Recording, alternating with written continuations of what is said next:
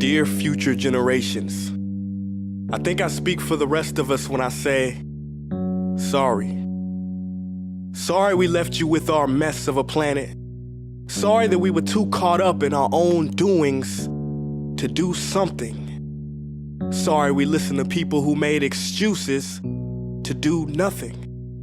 I hope you forgive us. We just didn't realize how special the earth was. Like a marriage gone wrong, we didn't know what we had until it was gone. For example, I'm guessing you probably know it as the Amazon desert, right?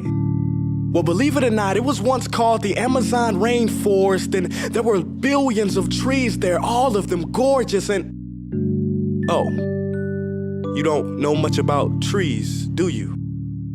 Well, let me tell you, trees are amazing. I mean, we literally breathe the air they are creating. They clean up our pollution, our carbon. They store and purify water, give us medicine that cures our diseases, food that feeds us, which is why I'm so sorry to tell you that we burn them down. Cut them down with brutal machines, horrific, at a rate of 40 football fields every minute. That's 50% of all the trees in the world gone in the last 100 years. Why? For this. And that wouldn't make me so sad if it weren't so many pictures of leaves on it. You know, when I was a child, I read how the Native Americans had such consideration for the planet that they felt responsible for how they left the land for the next 7 generations.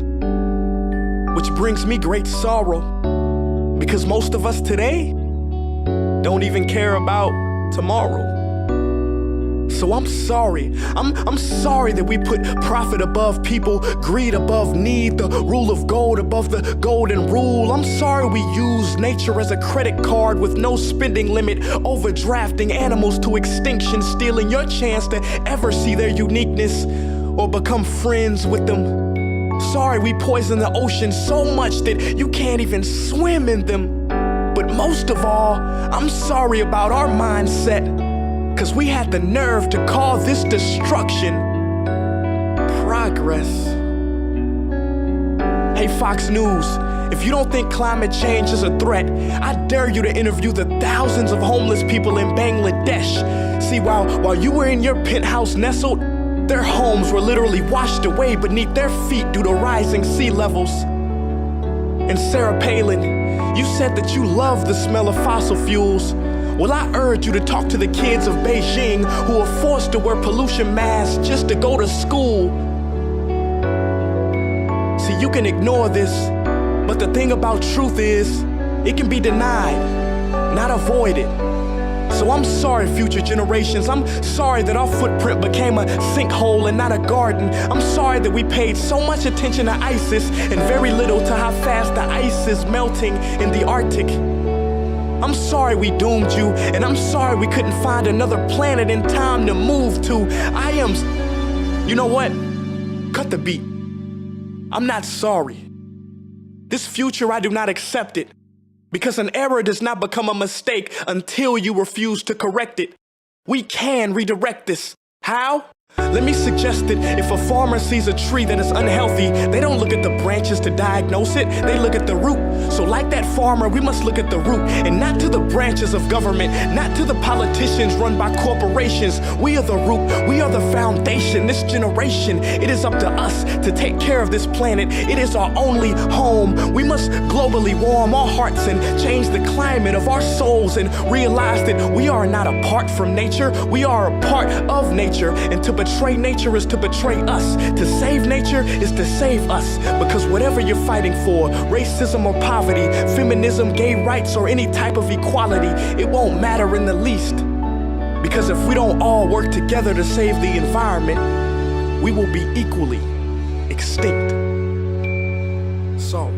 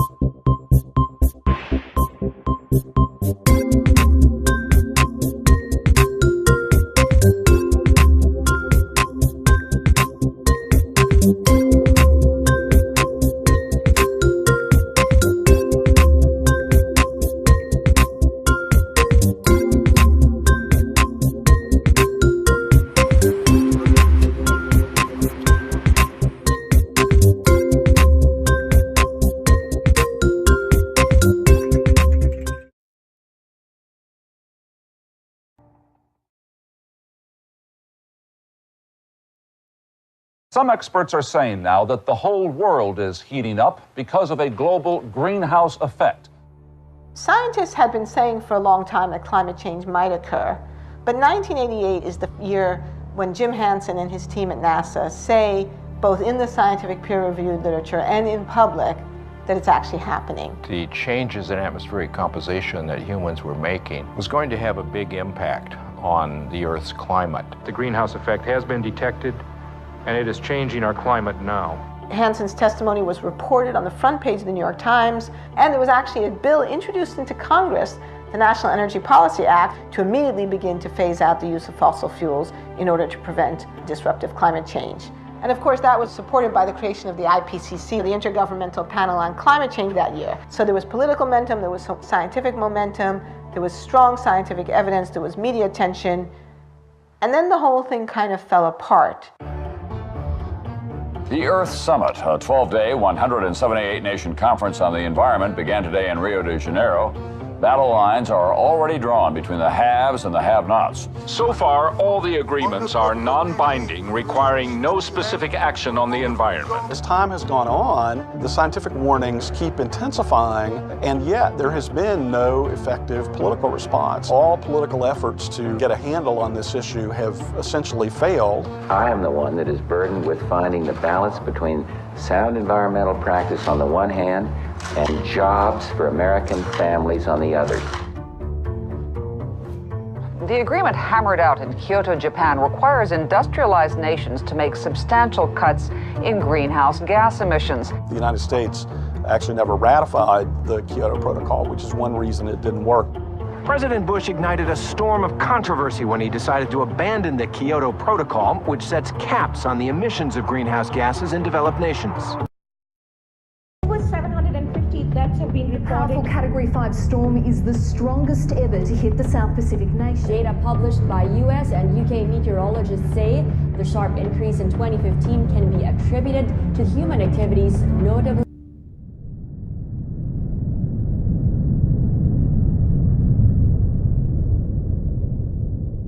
Scientists are screaming from the rooftops about us avoiding going over a 2-degree rise in the temperature of the planet. Why are they so worried about that?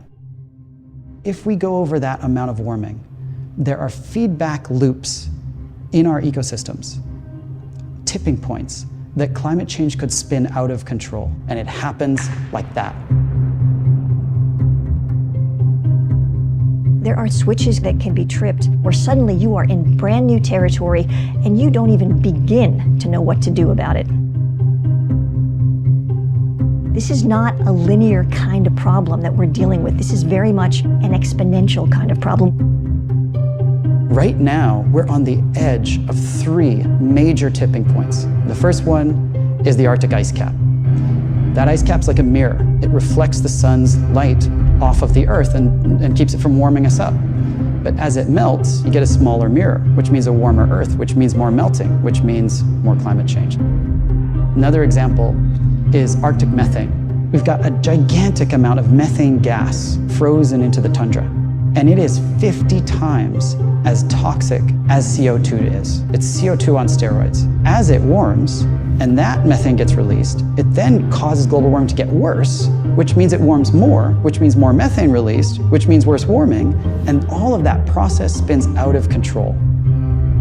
Another example of a tipping point is ocean acidification. As you get more CO2 in the atmosphere, a lot of it actually is going into our oceans. And a lot of stuff, like plankton, can't live in that kind of acidified water. And plankton is the basis of the food chain. If the plankton die, we lose the whole ocean ecosystem.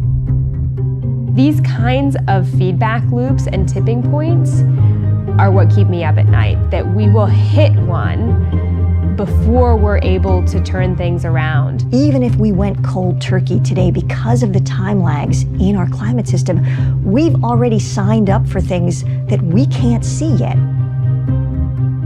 We live in a razor-thin livable universe. Just a few kilometers below my feet, it's too hot to live.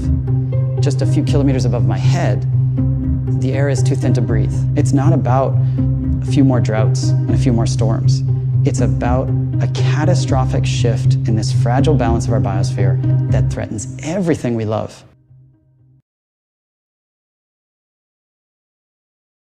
parts of the South. Hail bigger than a fist. Baseball-sized softball. Giant hail exploded through the windows. The images we see there look biblical. And I told my husband, I said, oh my God, there's no way she could have survived this hail. It was so huge. The back window just completely shattered through. It was the scariest thing I've ever experienced. Almost 150 homes battered by the larger than normal hail. These storms had unusually strong updrafts. What was most surprising was just how long the large hail fell, relentlessly pounding their homes and cars. Dented heavy downpours struck the mostly dry country this week.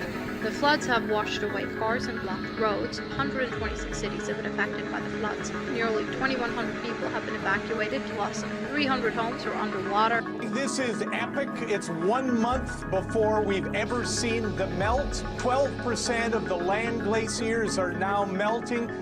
We're seeing the weather patterns very severe in some strange parts of the country. Pretty abnormal weather going on. This obviously happening globally. The Arctic's never seen these temperatures in modern times. And you're saying that we just haven't seen this in our lifetime. This is really abnormal stuff. Jesus said, and there will be great earthquakes, more frequent and more intense, like birth pains. More frequent, more intense. More frequent earthquakes, more intense. 3 major earthquakes have rattled the Pacific region in 4 days. Now scientists say they are worried that the unusual pattern could mean another big one is in our future. Breaking news, a nation in crisis. Southwestern Japan has been hit by 2 major earthquakes. Twin earthquakes hitting less than 28 hours apart, rattling homes and knocking down buildings. Entire hillsides were torn apart. Japanese emergency officials say multiple people were killed, many hundreds wounded. The death toll expected to rise, and another ominous sign tonight, one of Japan's most active volcanoes erupting. Breaking news, another large and deadly earthquake. A 7.8 magnitude earthquake struck the central coast of Ecuador Saturday. The strongest earthquake to hit Ecuador in a century. At least 587 people were killed, more than 8,000 were injured, and close to 2,000 buildings were damaged. One town almost completely wiped out. Hundreds more are buried under buildings. The quake follows a series of others in the Pacific and continues to shake the ground, with more than 230 aftershocks. These recent seismic events have scientists wondering whether such an unusual pattern means another big one is imminent. Thousands and left 9 counties under a state of emergency, making it one of the rainiest single days in history. And in some areas, the water's still rising. Tonight, the nation's 4th largest city still swamped by what scientists are calling a 1 in 500-year flood. 240 billion gallons of water falling in 24 hours has even animals struggling to survive. Temperatures have hit as high as 113 degrees Fahrenheit. Drought conditions in India are currently affecting more than 300 million people in the country, killing thousands of farm animals and damaging crops. Before we're done, we're going to double it or even triple it. We're pumping CO2 into the atmosphere at a speed which we have never seen before in modern human history. We are absolutely racing into uncharted territory.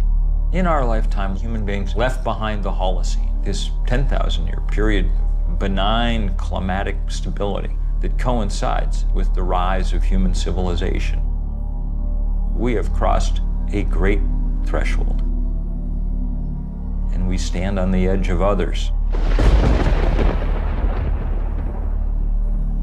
I remember when the Weather Channel was this kind of like nice, sleepy little station. Now it's like a horror show. The climate is being disrupted. That's not for next year or 1,000 years from now. That's happening right now.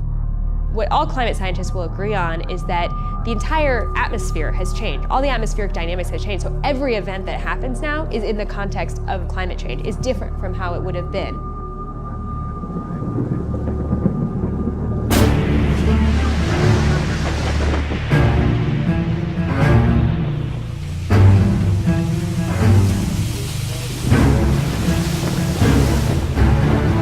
Typhoon slammed into the Philippines with winds of 195 miles per hour. That's higher than the winds from Hurricane Sandy and Katrina combined. The world is mobilizing to help the Philippines, but just a trickle of food and water and medicine has reached the victims of Typhoon Haiyan. More than 1 million people were forced to flee their homes, many now trying to salvage what's left. Hundreds of thousands are thronging relief centers, desperate for life's necessities. Many residents covered their faces to mask the smell of the dead while they searched for relatives in some of the hardest hit areas. This is one of the top storms ever seen on this planet.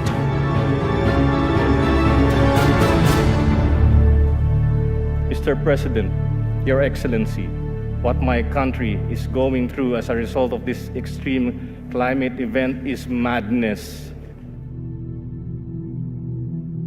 Super Typhoon Haiyan made landfall in my own family's hometown. And the devastation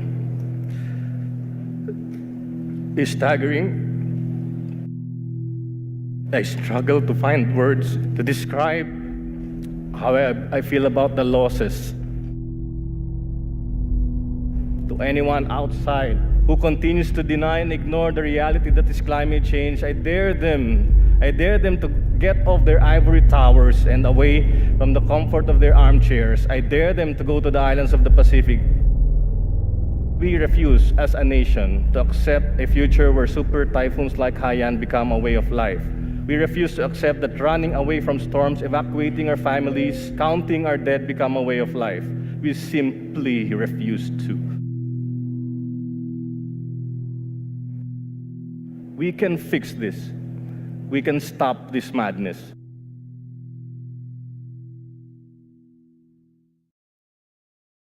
Of tomorrow. Just a year ago, we passed 400 parts per million of carbon dioxide in the atmosphere. Now, the pre-industrial level was about 280 parts per million. So human society in the industrial era has raised the level of CO2 in the atmosphere by about 40%, and many people fear that before we're done, we're going to double it or even triple it. We're pumping CO2 into the atmosphere at a speed which we have never seen before in modern human history. We are absolutely racing into uncharted territory. In our lifetime, human beings left behind the Holocene, this 10,000-year period of benign climatic stability that coincides with the rise of human civilization. We have crossed a great threshold, and we stand on the edge of others. I remember when the Weather Channel was this kind of like nice, sleepy little station. Now it's like a horror show. The climate is being disrupted. That's not for next year or 1,000 years from now. That's happening right now. What all climate scientists will agree on is that the entire atmosphere has changed. All the atmospheric dynamics has changed. So every event that happens now is in the context of climate change, is different from how it would have been.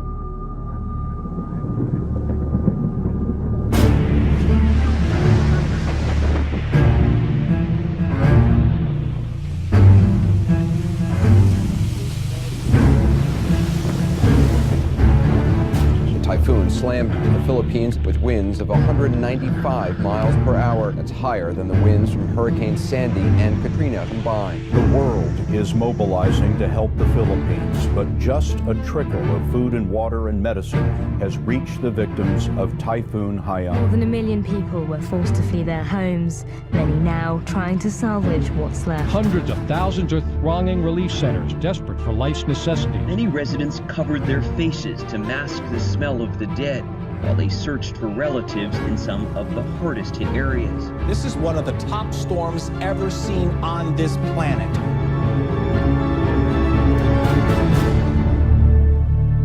Mr. President, Your Excellency, what my country is going through as a result of this extreme climate event is madness. Super Typhoon Haiyan made landfall in my own family's hometown. And the devastation is staggering. I struggle to find words to describe how I feel about the losses. To anyone outside who continues to deny and ignore the reality that is climate change, I dare them to get off their ivory towers and away from the comfort of their armchairs. I dare them to go to the islands of the Pacific. We refuse as a nation to accept a future where super typhoons like Haiyan become a way of life. We refuse to accept that running away from storms, evacuating our families, counting our dead become a way of life. We simply refuse to. We can fix this. We can stop this madness.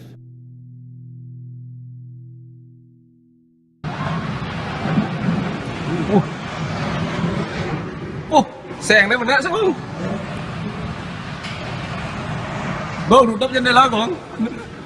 Graças a Deus.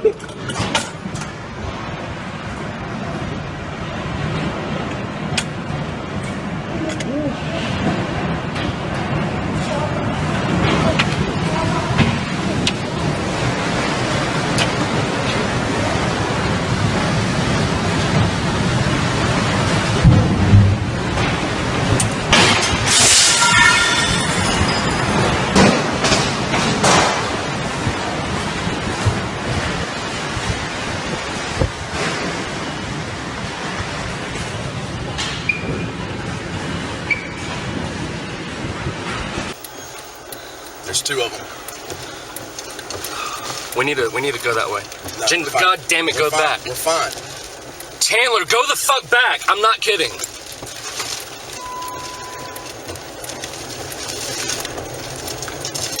We don't know if this thing can change directions. We're not experts.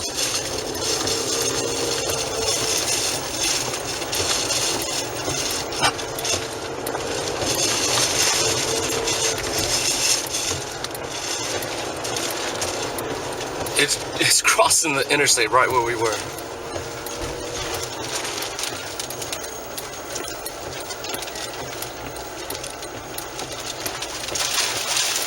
Oh my God.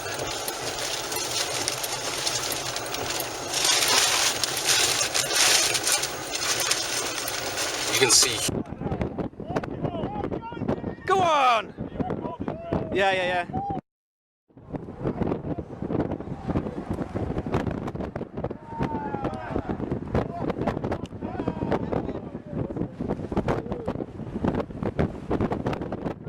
In there. Get out. They're stopped as well. What? Whoa. That's massive. Oh God. I'm gonna get in the car. Excuse me.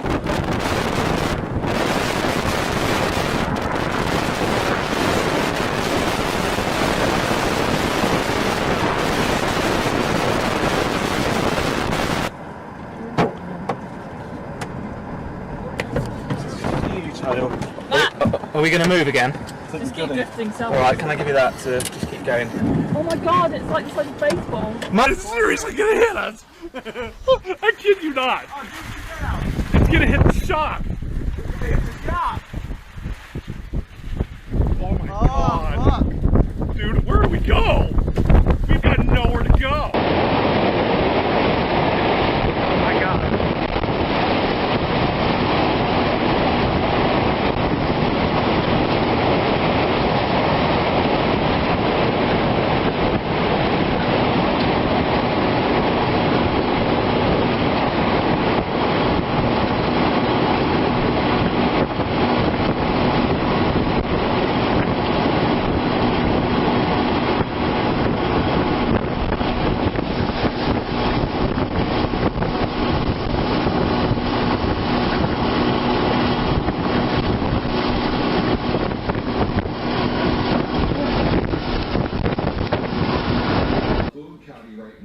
This is another picture from Davis Junction. It is clear we have a funnel in progress there. That again looking off to the north toward the Rockford Airport. And now most recently, this is a picture to the southwest of Rochelle.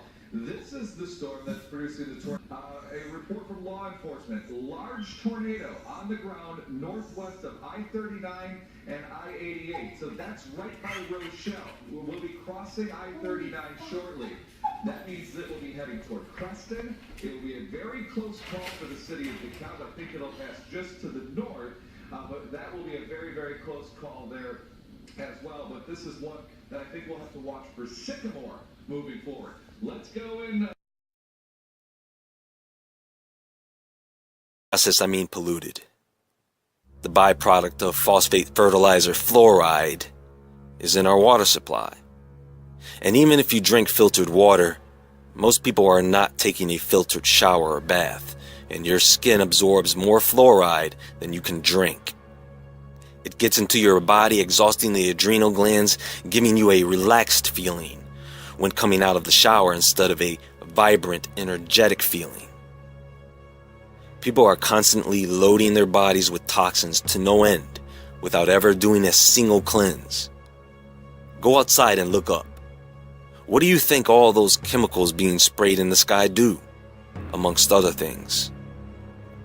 Look, all these things will calcify the pineal gland, and trust me, you do not want your pineal gland to become a bony, useless nub in the middle of your brain. And this has happened to people.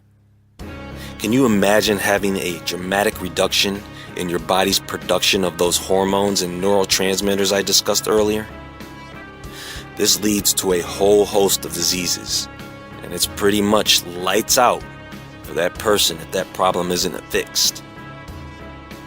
And there is a solution.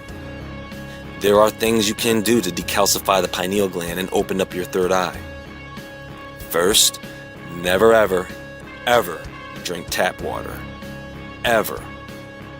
It is loaded with so much fluoride, toxic chemicals, and heavy metals, it can actually cause an upset stomach. Reverse osmosis water is great, but you will still need to get a reverse osmosis filter for your shower.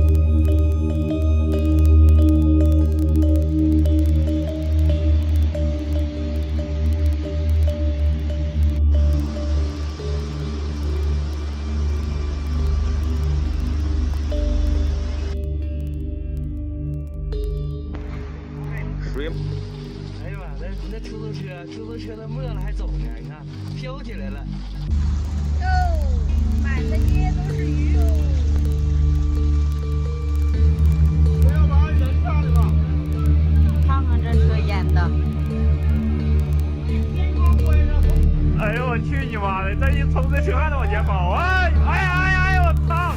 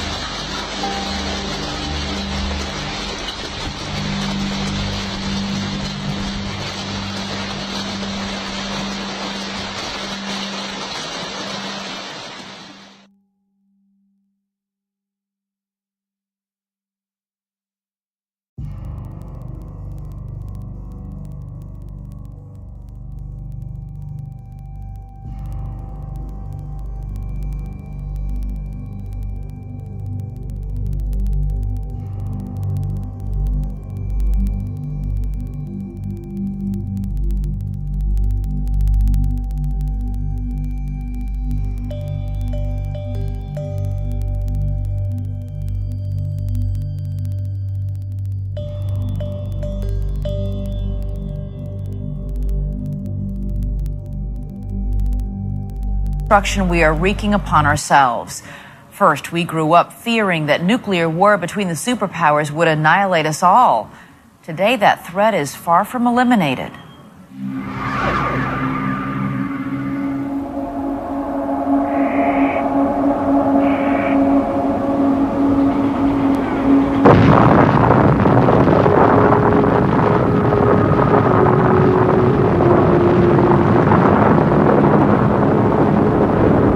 As J. Robert Oppenheimer, father of the atomic bomb, watched his creation explode over the New Mexico desert, he understood that in that one instant, man's place in the universe had changed.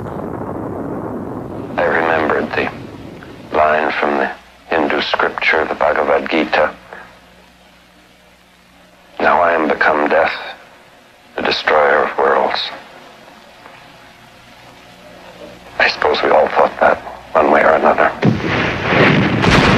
They understood what they were doing. They were unleashing a power unlike any humankind had ever had. We now had the ability not just to kill others, but to kill all other human beings. Man now possessed a power that until then had only been found in the heart of a star. We were literally taking a piece of the sun and duplicating it on Earth. The power that gives energy to all of the universe, we now had understood and replicated. It's an amazing achievement, but it carried with it tremendous danger, and that is the paradox. Can we control what we've created?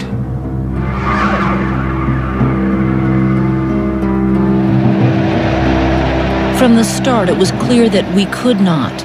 In the 1950s, the Soviets and the United States built over 20,000 nuclear weapons. By the 1960s, the threat envisioned by Oppenheimer had become a reality. Every man, woman, and child lives under a nuclear sword of Damocles, hanging by the slenderest of threads, capable of being cut at any moment by accident or miscalculation. Today, it is the nuclear ambitions of terrorist groups and the intentions of India, Pakistan, Iran, and North Korea that seem to have the world's attention. Though experts say that nuclear proliferation is a huge danger, it is not, they say, the greatest threat to civilization. Those are not the countries that I would worry about. Those are not the systems I would worry about. They're not the weapons I would worry about.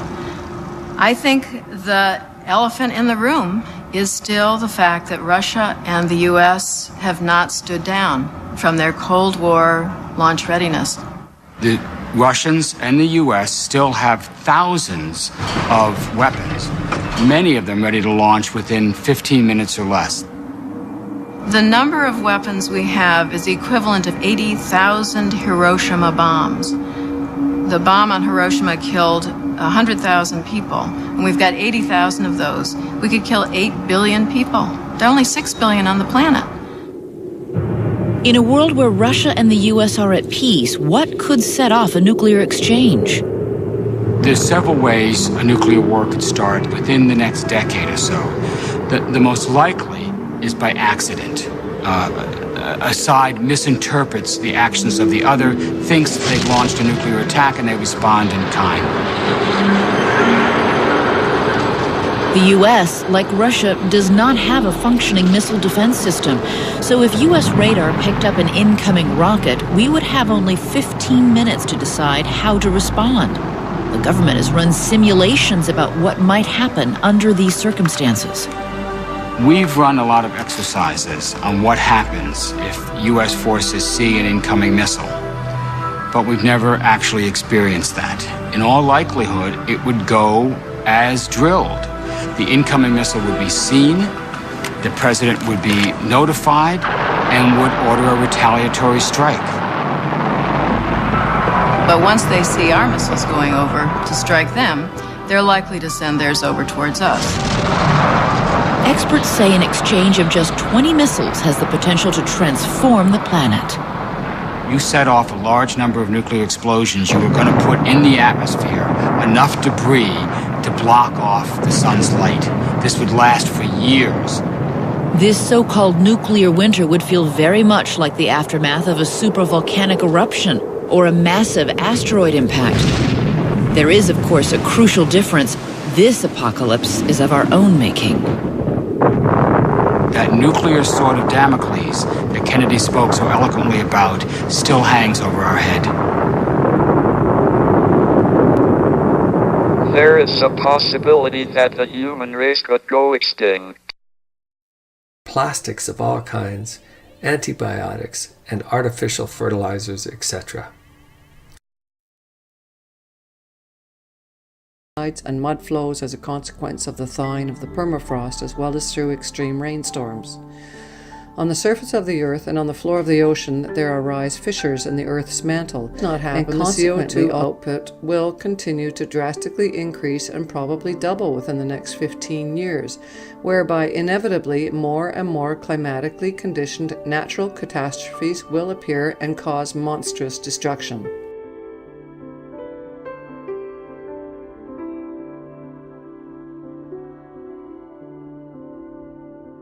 Experts claim with irrational assertions that the entire matter of climatic change is completely natural and normal. They do not perceive the effective reality in regard to all the destruction and elimination to the world, its nature, fauna and flora, as well as to all waters, native forests and other forests, meadows, seas, wetlands, glaciers, landscapes, and to the climate and so forth, which is caused by the boundless overpopulation.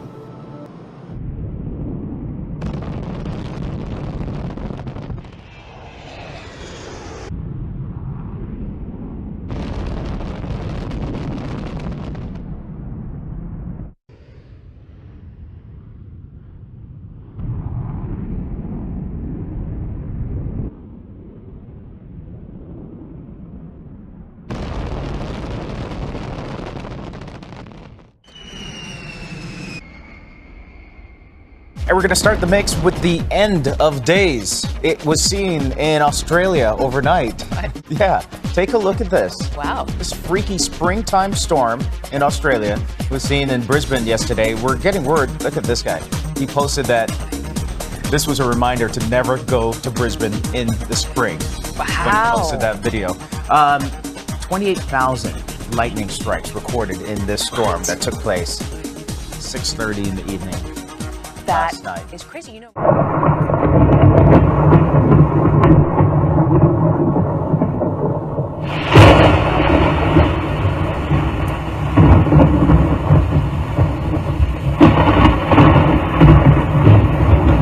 Passing in our neighborhood. A warning about the images that we're about to show you now. Some of you might find them a bit distressing. Rescuers are trying to save a number of whales washed up on a beach in New Zealand. This is one of the largest mass whale strandings in New Zealand's history. Look at that, it's very interesting. Conservation officials aren't sure what caused the whales to strand themselves. It's unprecedented, virtually. We went out and saw one of the biggest strandings I've ever seen. New tonight, thousands of dead bees are washing up on a popular beach in Naples. And as you can see, not just dead ones, but ones that are alive too. A bee expert I spoke to on the phone today says this is very unusual behavior for the bees.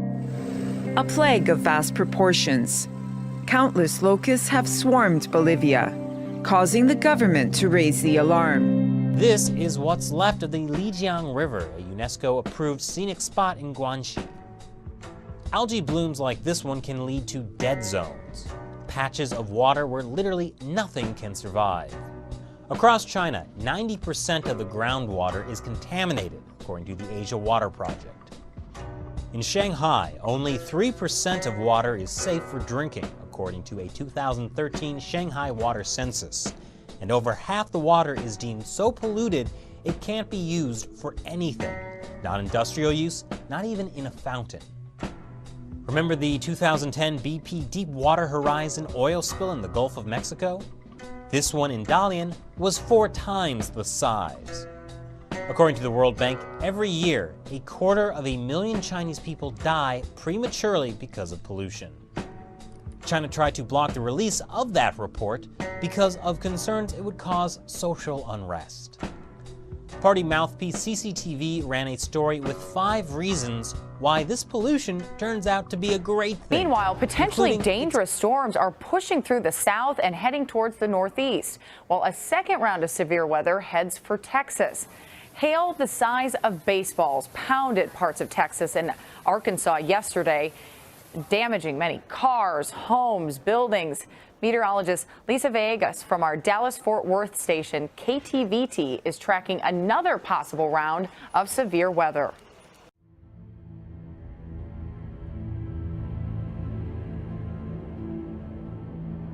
Climate change, deadly earthquake, a suicide bomber, terrorism, nuclear device in the heart of the nation's capital.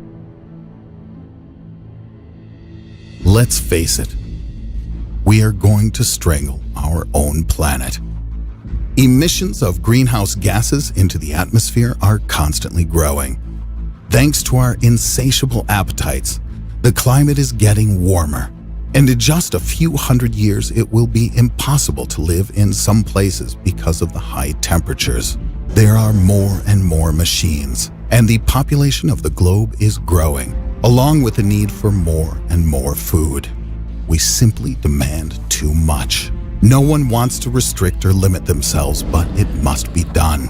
We will have to gradually move on to using clean energy if we want to leave behind some kind of a livable world. All right, let's explore the thinking of Jacques Fresco and the society he'd like to see. The reason we emphasize machines and technology is to free man to pursue the higher things. Machines ought to do the filthy, repetitious, or the boring jobs. It would take 10 years to change the surface of the earth. To save our environment, our stupidity, our conflict, we've got to reorganize our way of thinking and reconsider our social aims. We must put our mind to this as we do to put a man on the moon.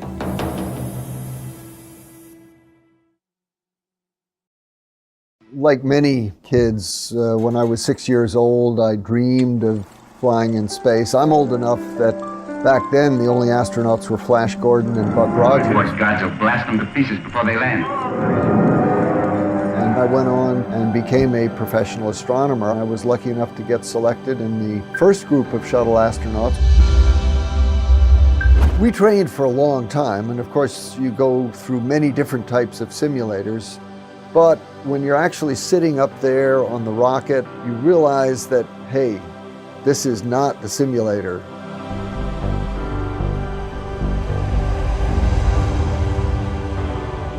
The whole vehicle is shaking a little bit on the pad. And then you hear this roar down beneath you, and the whole shuttle tilts forward a little bit.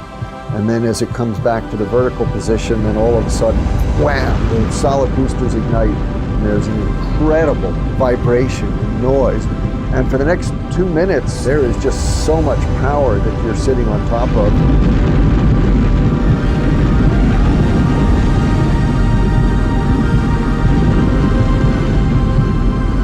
I was just sort of holding on, thinking to myself, whoa, I hope this whole thing holds together. And sure enough, it did. Of course, by that time, looking out the window, the blue sky has already turned to the blackness of space. And I can see in the distance the coast of Africa coming up into view, and I always remember that feeling on my first flight when I realized, wow, you're in space.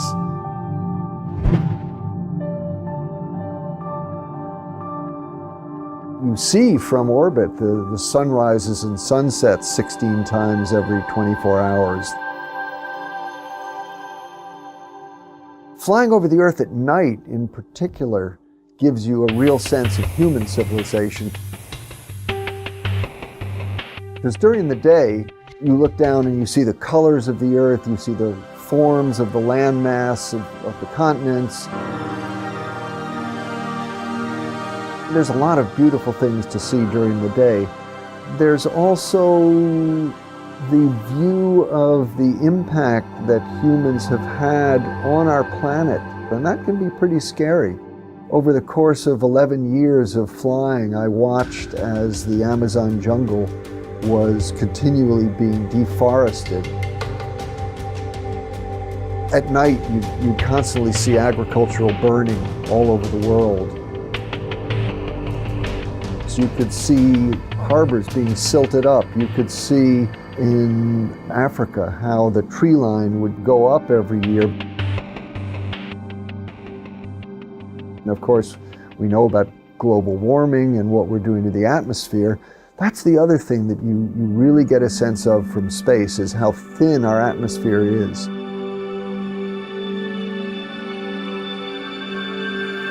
Basically, the idea that we're seeing this environmental damage on the Earth created by humans, but we see it from a cosmic perspective, means that it's just not something that we can ignore. The planet is responding to the presence of humanity.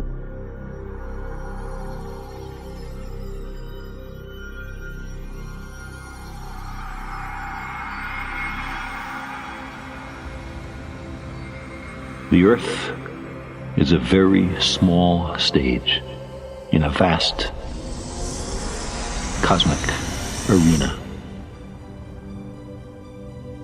Think of the rivers of blood spilled by all those generals and emperors, so that in glory and triumph they could become the momentary masters of a fraction of a dot. Think of the endless cruelties visited by the inhabitants of one corner of this pixel on the scarcely distinguishable inhabitants of some other corner. How eager they are to kill one another, how fervent their hatreds. Our posturings, our imagined self-importance, the delusion that we have some privileged position in the universe are challenged by this point of pale light. Our planet is a lonely speck in the great enveloping cosmic dark. In all this vastness, there is no hint that help will come from elsewhere to save us from ourselves. From ourselves. To achieve a global society of abundance for all. We cannot continue as we are, or the consequences will surely be dire. A 2012 UN report states that a global population growth from 7 billion to almost 9 billion is expected by 2040. Demands for resources will rise exponentially. By 2030, requirements for food are projected to rise by 50%, energy by 45%, and water by 30%. We are presently depleting natural resources 50% faster than their planet can renew. At this rate, it is estimated that we'll need 3 more planet Earths to keep up with resource needs as they are today. What is the 6th extinction? Is it happening right now? What's the cause of it? What we as human beings are doing to the planet, changing the basic conditions of life very dramatically and very rapidly. And yet, from environmental disaster to war, our obsolete value systems perpetuate insanity, threatening us on many fronts. Is it the best we can do to just clean up after the fact? Are politicians capable or even competent to manage the world around us? Speaker, let me explain. The Prime Minister. Are we simply incapable of anticipating and planning for our future? At this moment, you could be anywhere, doing anything.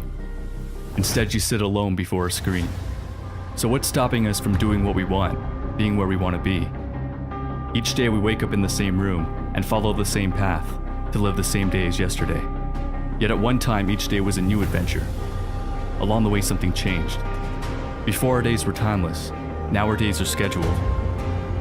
Is this what it means to be grown up? To be free? But are we really free? Food, water, land, the very elements we need to survive are owned by corporations. There's no food for us on trees, no fresh water in streams, no land to build a home. If you try and take what the earth provides, you'll be locked away. So we obey their rules. We discover the world through a textbook. For years we sit and regurgitate what we're told, tested and graded, like subjects in a lab. Raised not to make a difference in this world, raised to be no different. Smart enough to do our job, but not to question why we do it. So we work and work, left with no time to live the life we work for. Until a day comes when we are too old to do our job. It is here we're left to die. Our children take our place in the game. To us, our path is unique, but together we are nothing more than fuel. The fuel that powers the elite who hide behind the logos of corporations. This is their world, and their most valuable resource is not in the ground. It is us. We build their cities, we run their machines, we fight their wars. After all, money isn't what drives them, it's power. Money is simply the tool they use to control us. Worthless pieces of paper we depend on to feed us, move us, entertain us. They gave us money, and in return, we gave them the world. Where there are trees that cleaned our air, are now factories that poison it. Where there was water to drink, is toxic waste that stinks. Where animals ran free, are factory farms where they are born and slaughtered endlessly for our satisfaction. Over 1 billion people are starving, despite us having enough food for everybody. Where does it all go? 70% of the grain we grow is fed to the animals you eat for dinner. Why help the starving? You can't profit off them. We are like a plague sweeping the earth, tearing apart the very environment that allows us to live. We see everything as something to be sold, as an object to be owned. But what happens when we have polluted the last river, poisoned the last breath of air, have no oil for the trucks that bring us our food? When will we realize money can't be eaten, that it has no value? We aren't destroying the planet, we're destroying all life on it. Every year, thousands of species go extinct, and time is running out before we're next. If you live in America, there's a 41% chance you get cancer. Heart disease will kill 1 out of 3 Americans. We take prescription drugs to deal with these problems, but medical care is the third leading cause of death, behind cancer and heart disease. We're told everything can be solved by throwing money at scientists so they can discover a pill to make our problems go away. But the drug companies and cancer societies rely on our suffering to make a profit. We think we're running for a cure, but really we're running away from the cause. Our body is a product of what we consume, and the food we eat is designed purely for profit. We fill ourselves with toxic chemicals, the bodies of animals infested with drugs and diseases. But we don't see this. The small group of corporations that own the media don't want us to. Surrounding us with a fantasy we're told is reality. It's funny to think humans once thought the Earth was the center of the universe. But then again, now we see ourselves as the center of the planet. We point to our technology and say we're the smartest. But do our computers, cars, and factories really illustrate how intelligent we are? Or do they show how lazy we become? We put this civilized mask on, but when you strip that away, what are we? How quickly we forget only within the past 100 years did we allow women to vote, allow blacks to live as equals. We act as if we're all-knowing beings, yet there's much we fail to see. We walk down the street ignoring the little things, the eyes who stare, the stories they share, seeing everything as a background to me. Perhaps we fear we're not alone, that we're a part of a much bigger picture. But we fail to make the connection.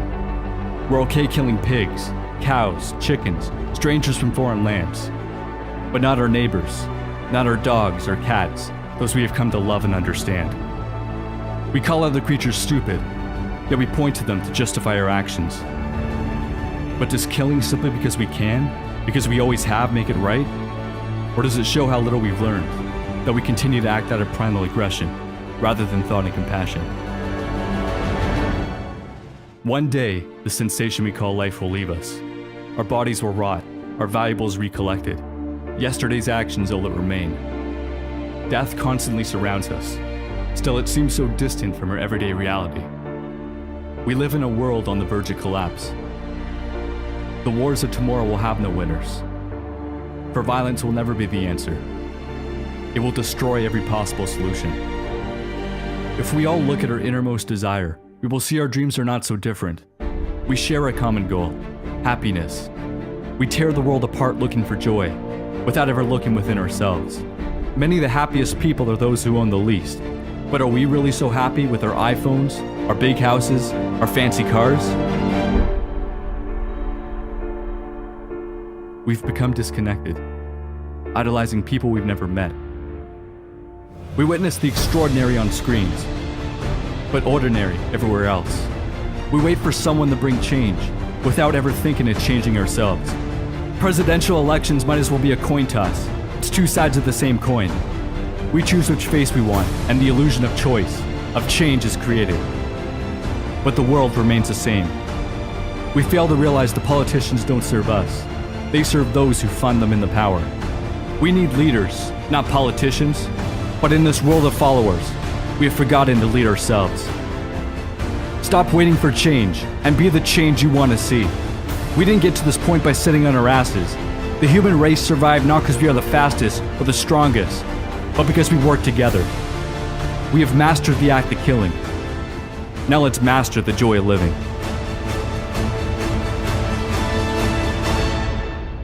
This isn't about saving the planet. The planet will be here, whether we are or not. Earth has been around for billions of years. Each of us will be lucky to last 80.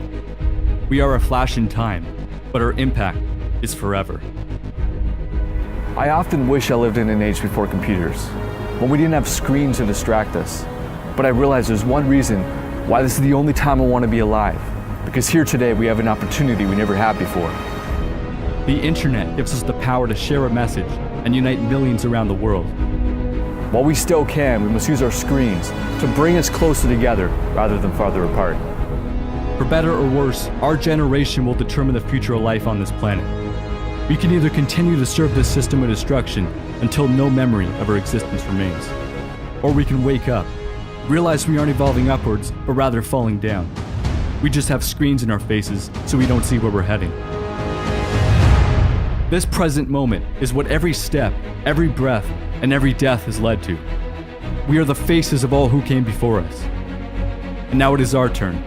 You can choose to carve your own path, or follow the road countless others have already taken. Life is not a movie. The script isn't already written. We are the writers. This is your story. Their story. Our story.